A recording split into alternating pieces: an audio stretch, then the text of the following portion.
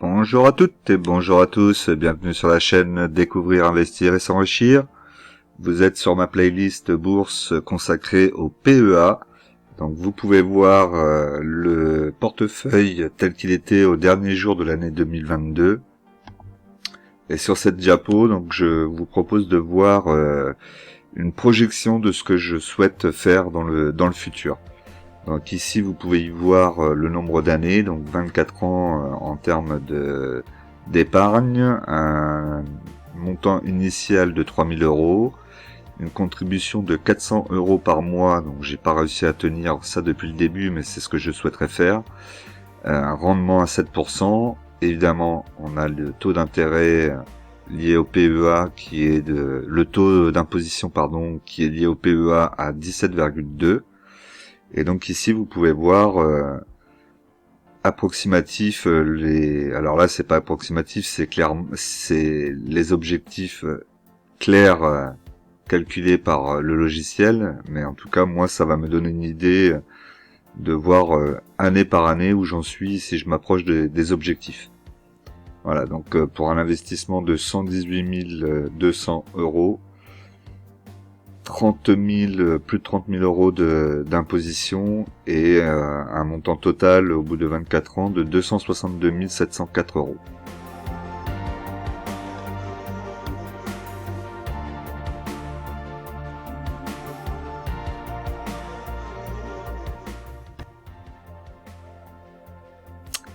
Alors, comme d'habitude au sommaire, nous aurons donc la situation du CAC 40, le point PEA première partie, le question-réponse, le point PEA deuxième partie, le tableau des dividendes et l'évolution du portefeuille.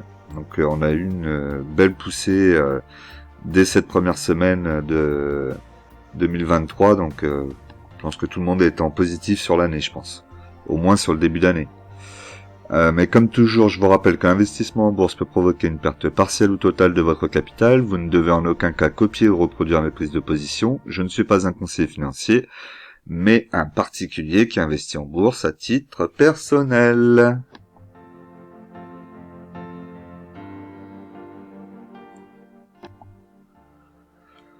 Alors, pour ce qui est de la performance du CAC 40, donc on a un CAC 40 qui a bien poussé, très très rapidement même, puisqu'on est à plus 5,98% depuis le début de l'année, donc depuis 5 jours, soit 6860,95 points, ce qui fait pour moi quand même un CAC 40 qui est très haut. Je vous rappelle qu'on a l'ATH aux alentours des 7200 points. Donc est-ce qu'on est dans une situation pour aller aussi haut? Je n'y crois pas, en tout cas je trouve ça surprenant. Donc pour le moment je reste quand même très méfiant sur les suites de la bourse pour l'année 2023. Si on regarde ici donc sur le graphique en journalier, on peut voir qu'on a la résistance aux alentours des 7000 points, on est bien aux alentours des 7000 points, puisqu'on voit 6900 points un petit peu plus bas, donc ouais, on dirait bien 7000 points ici. Je serais quand même surpris qu'on revienne à 7000 points, mais bon, si il devait y avoir une vraie accalmie, ou voire un traité de paix entre l'Ukraine et Poutine, pourquoi pas. Bon, là c'est clairement, on est très haut pour pouvoir essayer de jouer des dossiers. Il y en a encore pourtant qui sont intéressants et on va en parler, mais il faudra quand même garder en tête de rester patient et de laisser le CAC 40 redescendre. Peut-être déjà dans un premier temps au niveau d'un support. Là, donc on va avoir un support aux alentours des 6792 points. Et ensuite, encore plus intéressant, là aux alentours des 6442 points. Après, à la hausse, vous voyez pour le scénario, donc c'est 7123 points à surveiller. Ça voudrait dire qu'on a cassé cette résistance journalière ici. Et ensuite, aller chercher les 7376 points, on serait sur un plus haut historique. Bon, ça serait vraiment surprenant. Mais bon, pourquoi pas. Sur le graphique long terme, donc ici, on est sur un graphique mensuel, donc une bougie égale un mois. On voit qu'on peut monter ici jusqu'à une résistance à 7500. Donc là ici, là, on a une mèche quand même qui était montée à 7400 points. Donc ouais, c'est surprenant quand même de repartir. Alors autant après le Covid, dites-moi un petit peu ce que vous en pensez d'ailleurs dans les commentaires. Mais autant après le Covid, monter aussi haut et pourquoi pas aller chercher le plus haut historique, ce qui a été le cas. Pourquoi pas, parce que c'est vrai que c'était quelque chose d'exceptionnel et de jamais vu. Donc l'euphorie après derrière a été assez importante. Mais là, actuellement, on n'est pas dans une situation euphorique sur quoi que ce soit. On a encore des guerres tout proches. Bon, je sais pas. J'ai du mal à comprendre, mais bon, le plus simple, c'est de ne pas essayer de comprendre, puisqu'on est sur long terme. On investit sur des dossiers solides, et après on profite de toutes ces situations.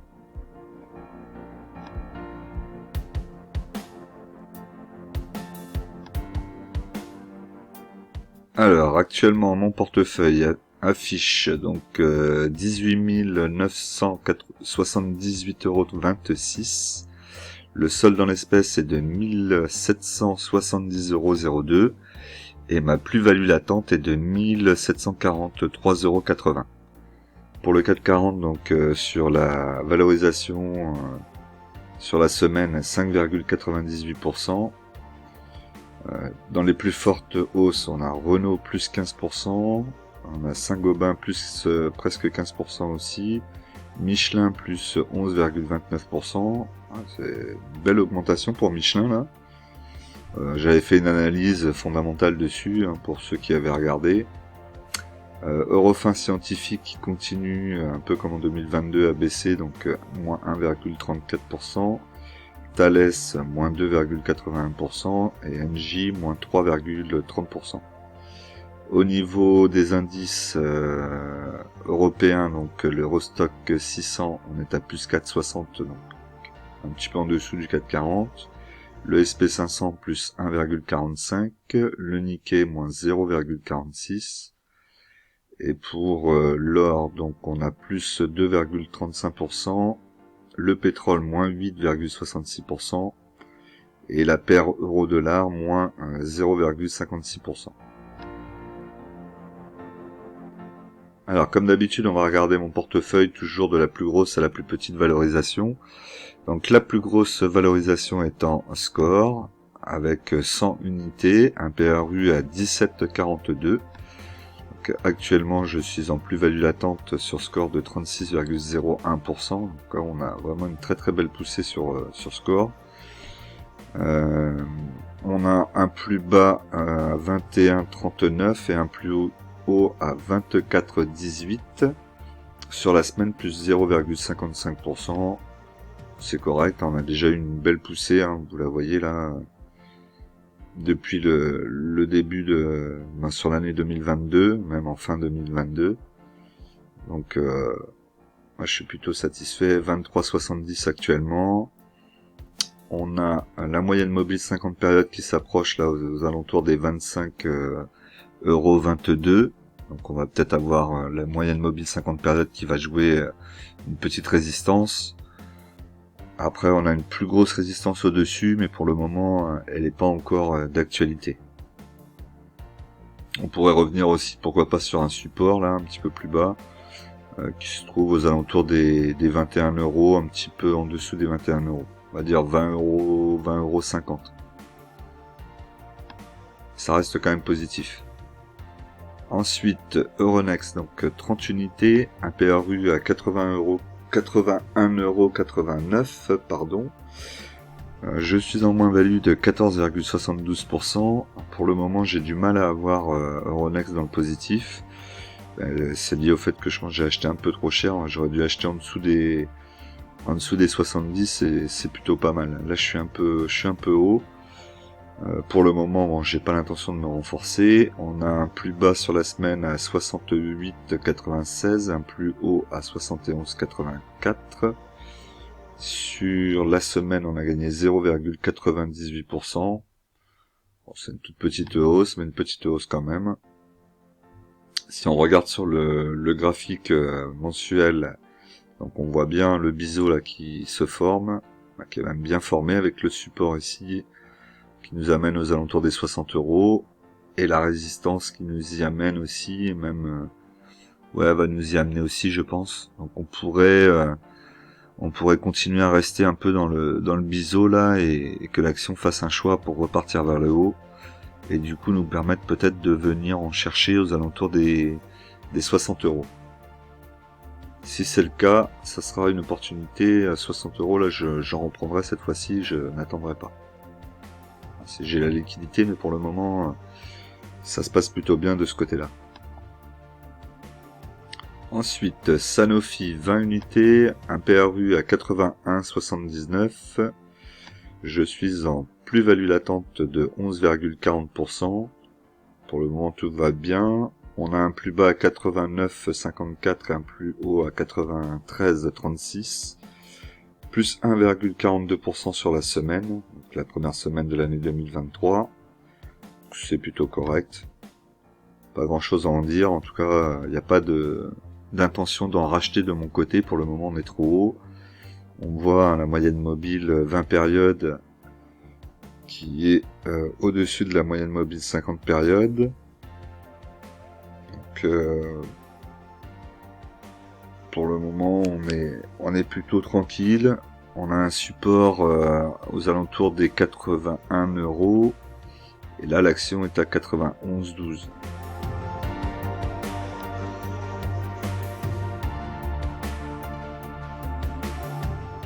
Total, donc total 29 unités, un PRU à 32,78. Actuellement, donc je suis en plus-value latente de 78,97%. Sur la semaine, le plus bas est à 57,33 et le plus haut à 60,93. Sur les 5 derniers jours, on a 0,05% de gain, donc on ne dire pas grand-chose. Après, on a vu avec le pétrole la chute, donc forcément ça impacte un peu la société. L'année dernière, j'étais dans l'idée d'en vendre. Alors, ça s'est pas fait, donc je considère que je devais pas vendre, donc je vais garder et pas continuer à construire la ligne parce que pour le moment les prix sont trop hauts, mais trouver une société qui peut être intéressante à coupler avec Total Energy, ce que je pense avoir déjà fait, et vous verrez ça d'ailleurs à la fin sur le portefeuille. Donc Total Energy sur le graphique long terme, on est toujours assez haut quand même, hein. On a le support aux alentours des 56 €, donc pour le moment tout va bien, il n'y a pas de problème particulier. Ensuite, Alstom, 60 unités, un PRU à 19,42. Actuellement, donc je suis en plus-value latente de 28,16%, ce qui est tout à fait correct. Sur la semaine, un plus bas à 22,96, un plus haut à 25,03. Donc là, on commence à repartir dans des montants, dans des valeurs d'actions plutôt intéressantes, hein. On va repasser sans doute la barre des 30 € à ce rythme-là. Sur la semaine, plus 9,07%. Donc, vraiment top. Moi, je la vois bien repartir aux alentours des 42 € dans l'année 2023, c'est fort possible. Donc j'aurais peut-être plus forcément d'opportunité de re-rentrer dessus, mais c'est pas grave, on restera comme ça pour le moment. Là, vous voyez, hein, sur le support qui est assez solide, là, ici, à 22,50 €, on va dire. 22 €, on va dire, 22 € plutôt.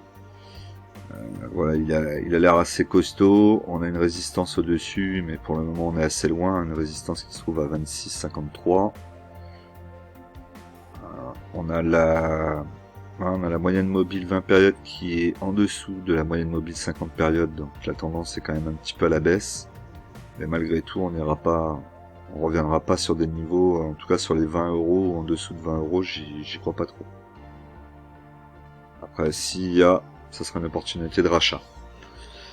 Danone, 30 unités, un PRU à 51,92. Actuellement, donc je suis en moins-value, de moins 4,38%. Donc ça me gêne pas, puisque je continue à construire ma ligne Danone. Sur les 5 derniers jours, 0,84%. Je vais continuer à construire en dessous des 50 €. Donc là, j'attends qu'elle revienne sur le support là qui se trouve aux alentours des 47 €. Qui pourrait être intéressant pour en racheter. Après, on verra. Nexity, donc 50 unités, un PRU à 24,55. Actuellement, donc, je suis en plus-value latente de 13,69%. Sur la semaine, un plus haut à 26,18, un plus bas à 26,18 pardon, et un plus haut à 28,54.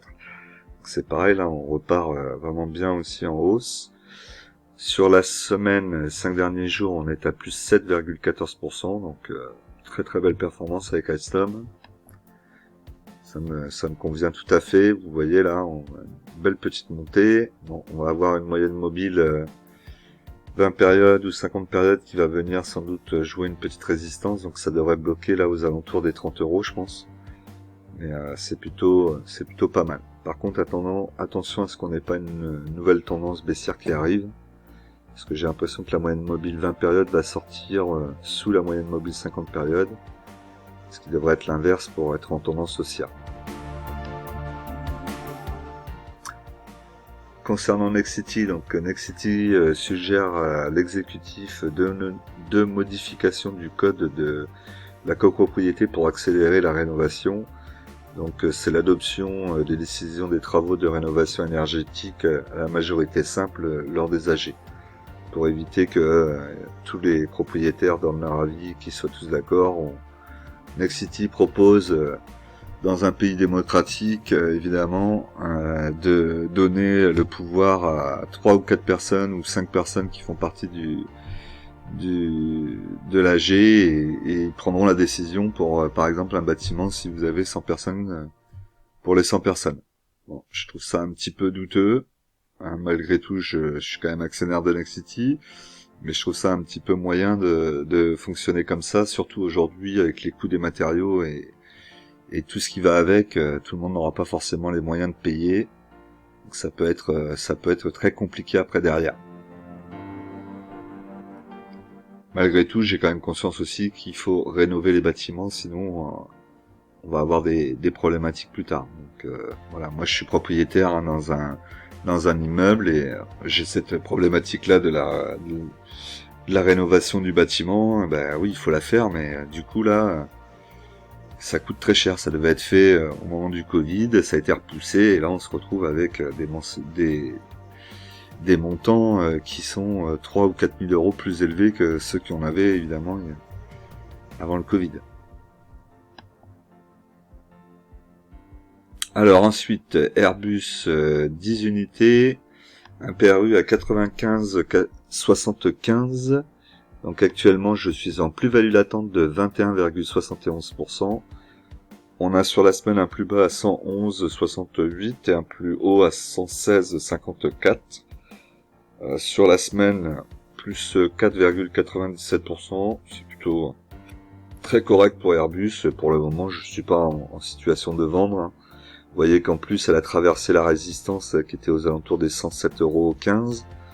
Donc là, elle pourrait repartir un petit peu à la hausse avant de réattaquer une nouvelle petite résistance en pointillé, là. Aux alentours des 100, 120, 100, 125. Donc pour Airbus, on avait le 2 janvier une piste pour entrer dans le capital de Evidian, la branche cybersécurité de Atos. Entre temps, on a le cours de Atos qui a explosé. Alors ceux qui étaient dessus, j'espère que vous en avez profité pour vendre à ce moment-là, hein, parce que Atos, c'est pas forcément le super dossier qui tient longtemps. Et évidemment, ce qui s'est passé, c'est qu'après, le gouvernement a dit plus ou moins qu'il n'était pas très chaud pour cette participation, et donc du coup, le soufflet est un petit peu retombé. Alors, c'est le moment hein, de vous abonner si vous appréciez mes vidéos, de cliquer sur la cloche pour recevoir les dernières vidéos, De liker évidemment, objectif 150 likes, de mettre des commentaires, c'est toujours important, et puis c'est bien aussi d'échanger ensemble, donc n'hésitez pas à mettre des commentaires, même le merci, ça fait toujours plaisir, et ça aide l'algorithme à mettre la chaîne en avant. Et ensuite vous avez aussi la possibilité, si vous le souhaitez évidemment, de venir soutenir la chaîne, et pour ça vous avez un petit abonnement qui peut s'arrêter quand vous voulez, à 1,99 €.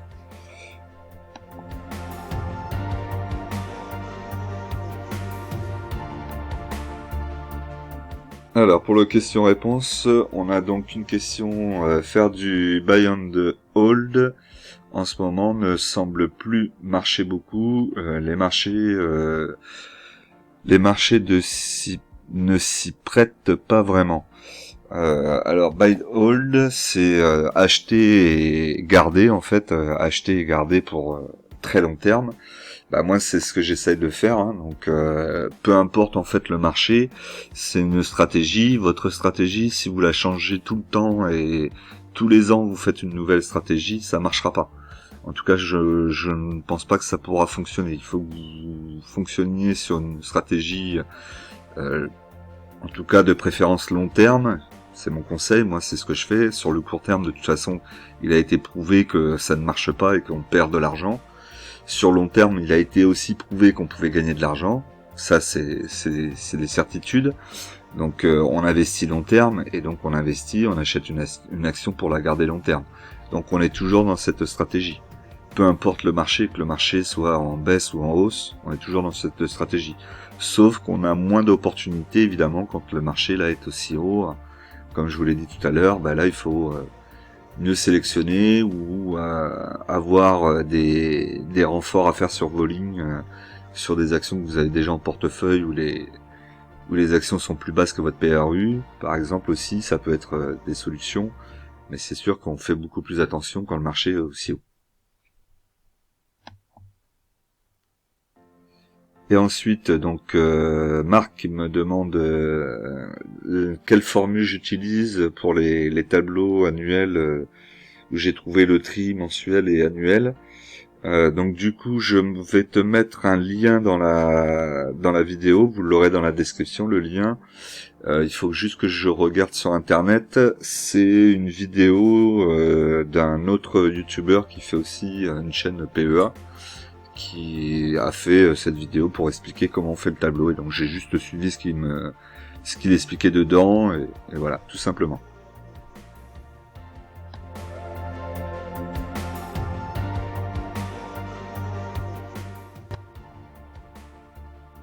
Alors on continue, donc ensuite on a donc Vinci 10 unités, un PRU à 80,97 €. Pour le moment je suis en plus-value latente de 21,61%. On voit que sur la semaine, donc on a eu un plus bas à 93,40 et un plus haut à 98,53. Et que sur la semaine elle a gagné 5,56%, donc c'est plutôt plus que correct. Je me demande même si je vais réussir à me renforcer sur cette action plus bas qu'on PRU. Je commence à avoir des doutes, mais c'est pas grave, on la gardera le temps qu'il faudra. Sur le graphique, donc long terme, on est à 98,48 €.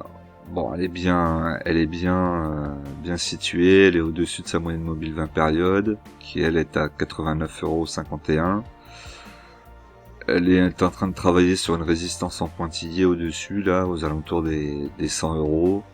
Est-ce qu'elle va réussir à les casser et à les travailler au-dessus des 100 €? On verra ça dans les prochaines semaines, prochains jours. Au niveau des infos, donc on a mise en œuvre du programme de rachat d'actions propre à Vinci. Donc ça va peut-être booster un petit peu le cours de Vinci là dans les prochains jours. Je sais pas si ça a un impact sur le cours où nous on achète. Là, si vous avez la réponse d'ailleurs, n'hésitez pas à me le dire dans les commentaires. Ensuite, Orange, 72 unités, un PRU à 9,47 €. Actuellement, donc je suis en plus-value latente de 4,40%. Sur la semaine, au plus bas 9,29, au plus haut 10 euros. On a sur 5 jours 6,57% de gain, de plus-value. Donc c'est plutôt pas mal. C'est même très très bien, même. Et si on regarde le graphique long terme, donc on voit que là on est sur la moyenne mobile 50 périodes. On a du mal à en sortir, hein. On a la bougie qui fait du haut de la moyenne mobile 50 périodes à 9,78 €, au bas de la moyenne mobile 20 périodes qui est à 9,44 €. Donc il faudrait réussir à s'estirper vers le haut là pour vraiment reprendre une tendance et aller chercher les 11 €. Ensuite, Crédit Agricole, donc 60 unités, un PRU à 9,73. Donc actuellement, je suis en plus-value latente de 8,09%. On a sur la semaine un plus bas à 9,88 et un plus haut à 10,53. Et on a 6,99% de plus-value sur la semaine. Donc c'est plutôt pas mal aussi.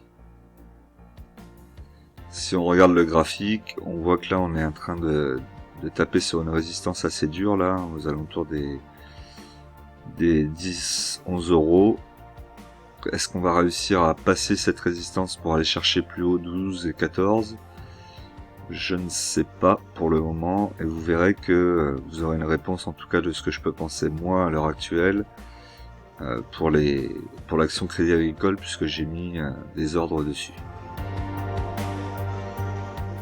Au niveau du Crédit Agricole, donc on a les investisseurs se détournent de l'action Crédit Agricole, donc je ne sais pas vraiment pour quelle raison. Ils disent que 77,3% des actionnaires de Crédit Agricole se détournent de l'action. Pas des actionnaires, mais des analystes et des gens en général se détournent de Crédit Agricole et revendent. Bon, moi il n'y a pas de raison particulière à revendre, je sais pas. Dites-moi.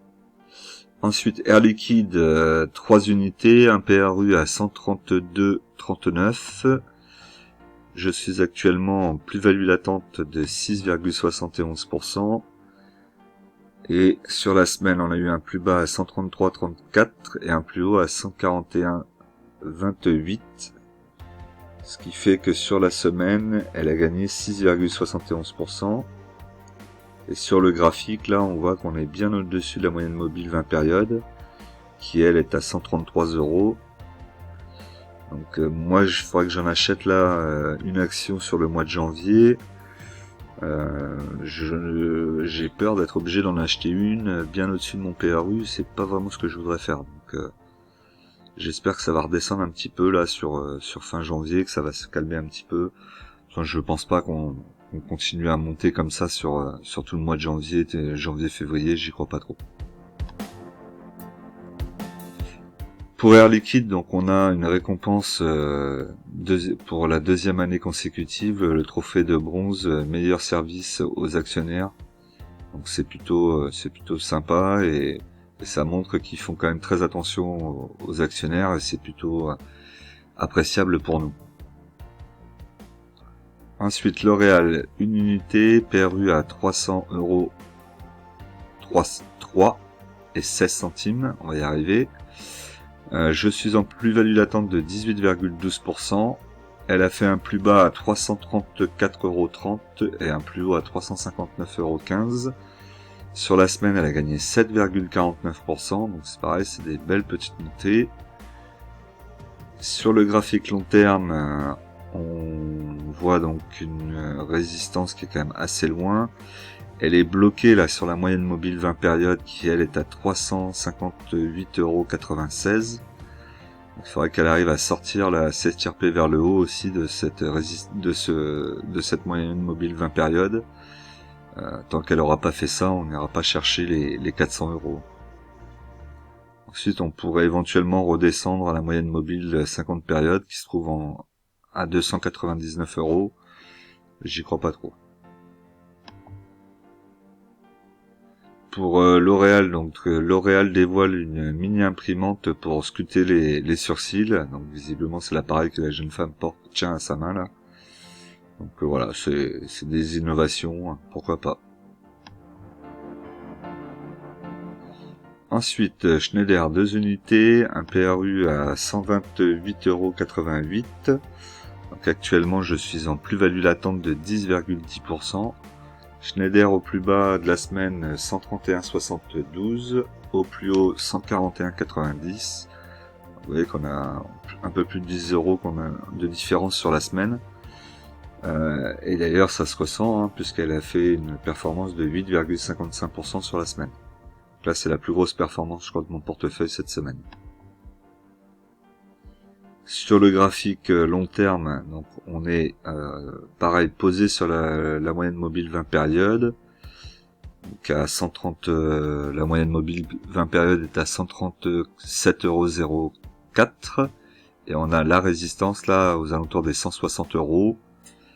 Pour le moment, on va laisser comme ça et nous, on pourrait revenir dessus si elle revenait sur le support au niveau de la moyenne mobile 50 périodes à 107,55 €.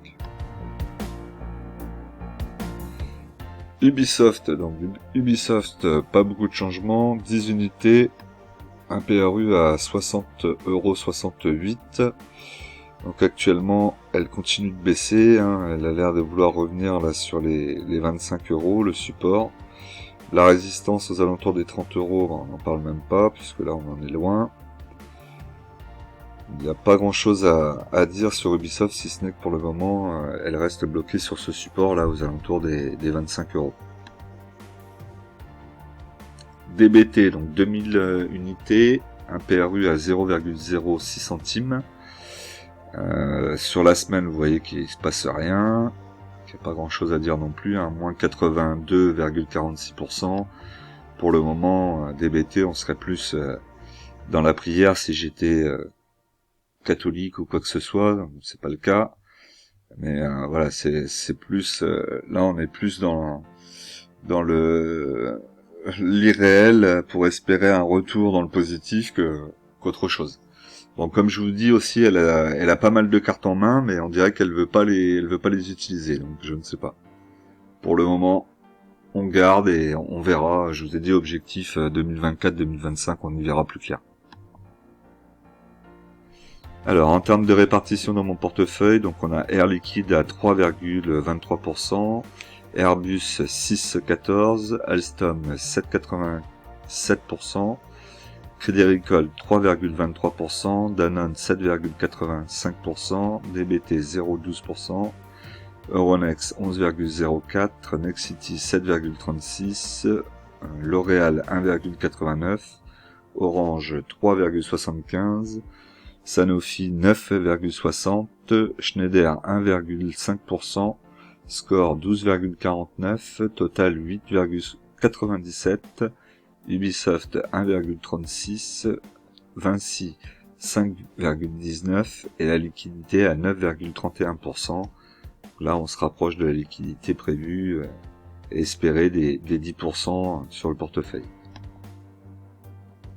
Sur la répartition par secteur, donc on n'a pas de changement, toujours la finance en premier, l'industrie ensuite, consommation non cyclique, la santé, l'énergie, l'immobilier, la technologie, les matériaux de base.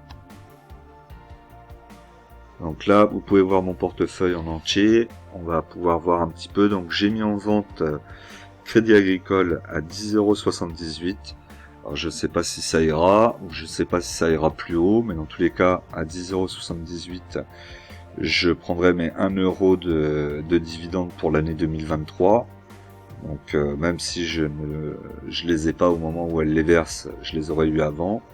Ça me permettra de pouvoir revenir sur l'action en dessous on se donnera sans doute un objectif d'en dessous des 9,50 €, peut-être voire même en dessous des 9 €, ce serait pas mal. Ensuite, on a fait quoi? On a mis un ordre d'achat cette fois-ci, donc pour Ubisoft. Donc malheureusement, hein, il faut que je mette un ordre d'achat sur Ubisoft parce que je peux pas rester comme ça à éternam. 60,68 €, on est vraiment trop haut.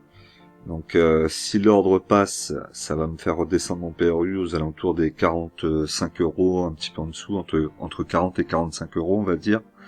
ce qui me permettra, à mon avis, de pouvoir sortir plus rapidement de l'action en revenant dans le positif. J'ai plus de chances qu'elle revienne aux alentours des 50 € rapidement, en tout cas dans un moindre temps, peut-être un an ou deux, plutôt qu'elle revienne au-delà des 60 € dans un an ou deux. DBT, donc non, c'est pas DBT, et ensuite donc la nouvelle action que j'ai mis en ordre d'achat pour l'année, donc c'est GTT, puisqu'actuellement on a des petites baisses liées notamment au fait que GTT est en train de sortir de la Russie, et donc il y aura peut-être une opportunité de pouvoir re-rentrer dessus. Donc j'ai commencé à me mettre un ordre sur l'année à 80,50 €. On verra, si jamais je vois vraiment que ça chute très rapidement, peut-être qu'on sortira cet ordre pour aller chercher encore un peu plus bas. Mais c'est un début de ligne sur GTT. J'achèterai pas en tout cas aux alentours des 100 €, ça c'est sûr. Même à 90 €, j'achète pas. C'est 80 €, c'est déjà, je trouve déjà un peu cher, donc j'irai pas chercher GTT plus bas.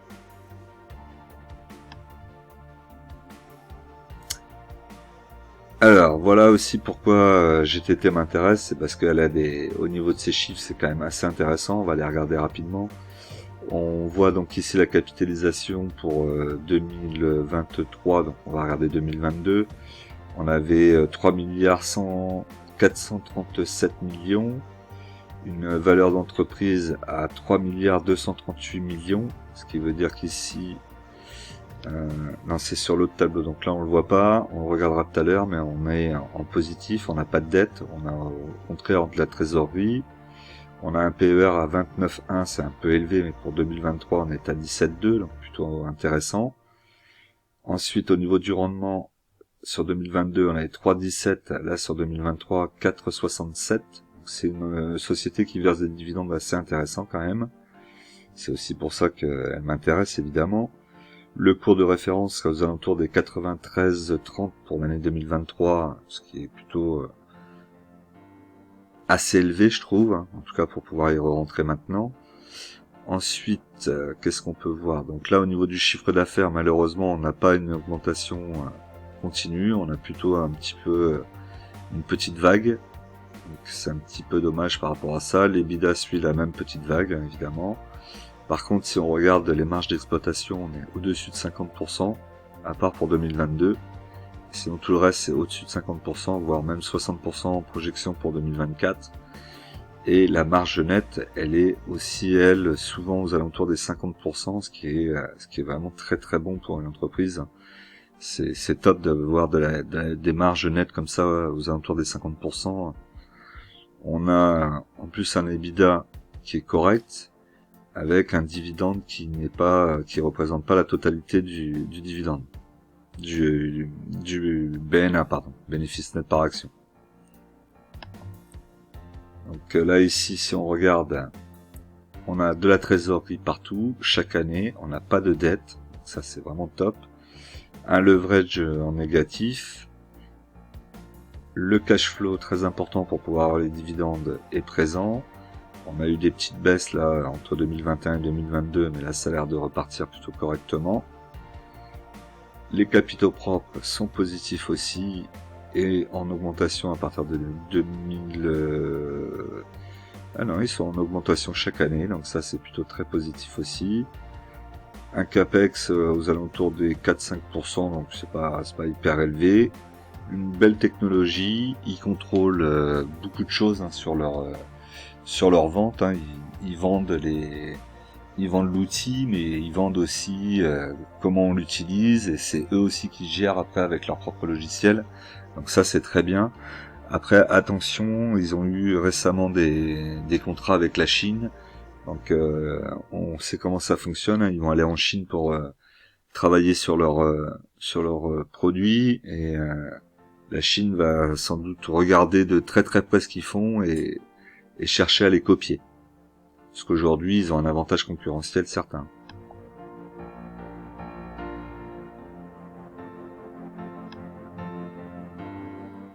Alors, en termes de dividendes, donc forcément, il y a une semaine, donc il n'y a pas de dividendes. On a remis le tableau à zéro. On a l'année 2022 ici avec les dividendes versés par mois, donc on va essayer de faire mieux que ces mois-là chaque fois. On a toujours le meilleur mois, ce sera toujours le mois de mai de toute façon dans les actions françaises. Là, le premier dividende qui nous intéresse au mois de janvier, ce sera Total, on verra de combien il sera. Et ensuite, donc pour le moment pas de vente, on va essayer de faire aucune vente en négatif. Ça sera pas forcément évident et il y aura sans doute des tentations dans l'année, mais on va essayer de s'y tenir et voilà, d'avoir quelque chose de vert partout ici.